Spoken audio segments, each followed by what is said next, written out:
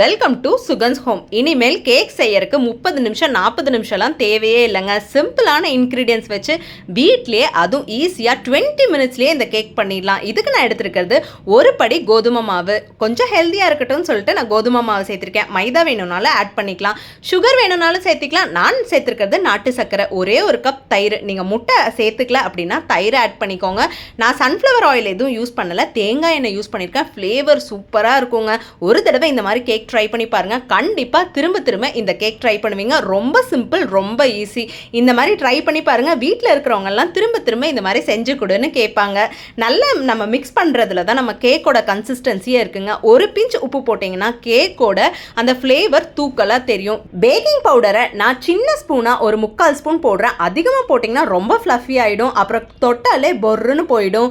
கம்மியாக போடும்போது டேஸ்ட்டும் சூப்பராக இருக்கும், அது ஹெல்த்துக்கு கூட நல்லது. பேக்கிங் சோடா சும்மா ஒரு பிஞ்ச் போடுங்க, அதுவும் ஒரு டேஸ்ட் கொடுக்கறதுக்காக தான். இது எல்லாமே நல்லா மிக்ஸ் பண்ணணும். முட்டை போட்டிங்கன்னா இனி நல்லாயிருக்கும். நான் முட்டையெல்லாம் சேர்த்தாதனால தயிர் சேர்த்திருக்கேன். பால் பவுடர் சேர்த்திக்கோங்க, டேஸ்ட் அல்டிமேட்டாக இருக்குங்க. இந்த மாதிரி சின்ன ஆல்ட்ரேஷன் பண்ணால் நம்ம கேக் ரொம்ப சூப்பராக இருக்கும். நமக்கு பண்ண போகிறது சாக்லேட் கேக், அதனால 2 ஸ்பூன் நரைச்சி கொக்கோ பவுடர் போடும்போது டேஸ்ட் அவ்வளோ சூப்பராக இருக்குங்க. நம்ம எந்த அளவில் விஸ்க் பண்ணுறோமோ அந்த அளவில் கேக் சூப்பராக இருக்கும். என்கிட்ட இந்த மிஷின் இருக்கனால நான் அதில் பண்ணுறேன். நம்ம விஸ்கர் இருந்தால் கூட அதுலேயும் ஈஸியாக பண்ணிக்கலாம். பால் மட்டும் கொஞ்சம் சேர்த்தியே வச்சுக்கோங்க.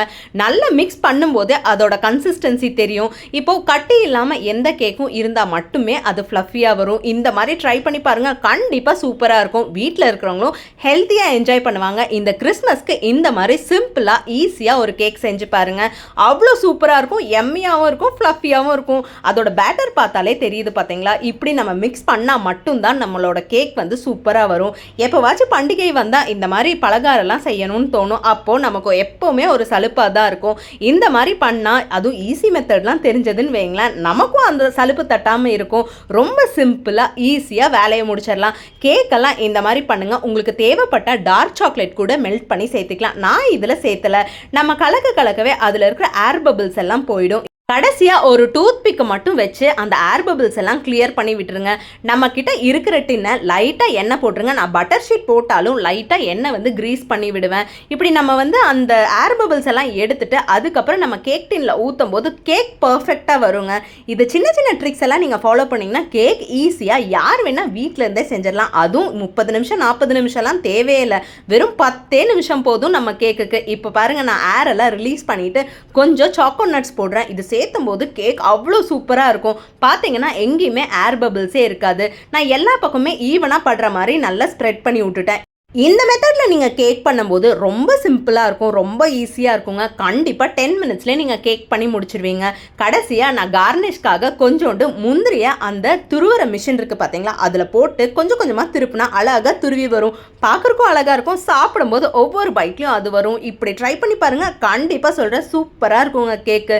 நம்ம யூஸ் பண்ணாத தோசைக்கல், அதாவது நம்ம தம் போடுவோம்ல பிரியாணிக்கு, அந்த கல்லை யூஸ் பண்ணணும். ஏன்னா அதுக்கப்புறம் இதில் தோசையும் வராது, ஒன்றும் வராது. அதுக்காக தண்டவாள கல்லுக்கு மேலே ஒரே ஒரு ரிங்கை வச்சு அதுக்கு மேலே கேக் டின்னை வச்சிடணும். எப்போவுமே இதுக்கு மூடியை வந்து நம்ம மேட்சாக எடுத்துக்கணுங்க. காற்று போகாமல் நல்லா ஃபுல்லாக பேக்டாக இருந்தால் தான் அந்த கேக் 10 நிமிஷத்தில் வேகும். நம்ம கேக் டின்னை வைக்கிறதுக்கு ஒரு 5 நிமிஷத்துக்கு முன்னாடி ப்ரீ ஹீட் வந்து பண்ணால் ரொம்ப சூப்பராக இருக்குங்க கேக்கோட டேஸ்ட்டு.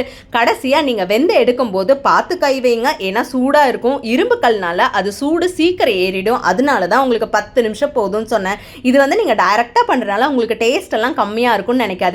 கண்டிப்பாக டேஸ்டியாக இருக்கும். இந்த மாதிரி ட்ரை பண்ணி பாருங்க, ரொம்ப டேஸ்டியாக இருக்கும், ஹெல்த்தியாக இருக்கும், சட்டுன்னு முடியும். 5 நிமிஷம் மட்டும் ஒரு துணியை ஈரம் பண்ணி அந்த கேக்குக்கு மேலே மூடி வைங்க. ரொம்ப சூப்பராக ஃப்ளஃபியாக இருக்குங்க. இது ஒரு சின்ன ட்ரிக்கை ட்ரை பண்ணி பாருங்க. இப்போ பாருங்க, எந்த இடத்துலையுமே பிஞ்சு போகாமல் அவ்வளோ அழகாக வந்திருக்கு கேக்கு. நம்ம எப்படி போட்டோமோ அப்படியே வந்திருக்கு. அந்த சாக்லேட்டோட நட்ஸ் எல்லாம் பார்த்தீங்கன்னா அழகாக உள்ள அவ்வளோ சூப்பராக வந்திருக்கு. இது சாக்லேட் சிரப் வந்து முற்றிலும் ஆப்ஷனல் தான். இந்த மாதிரி ட்ரை பண்ணி பாருங்க, சூப்பர் ஃப்ளஃபியாக இருக்குங்க. கிறிஸ்மஸ்க்கெல்லாம் இந்த மாதிரி செஞ்சு அசத்துங்க.